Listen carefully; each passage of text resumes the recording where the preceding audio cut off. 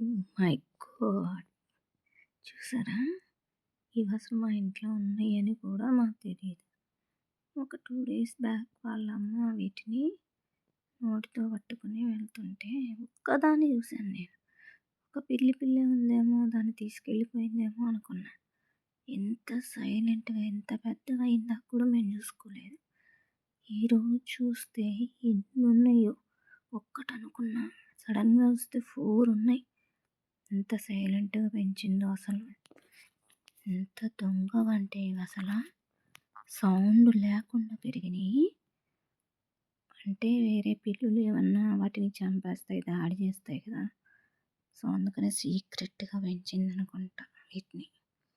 ఎంత సైలెంట్‌గా ఉన్నాయో అల్లరి లేకుండా. మేమైతే షాక్ అయ్యాం వీటిని చూసి. చూడండి ఎంత క్యూట్‌గా ఉన్నాయో. ఇందులో ఒకటి చాలా బాగుంది కదా!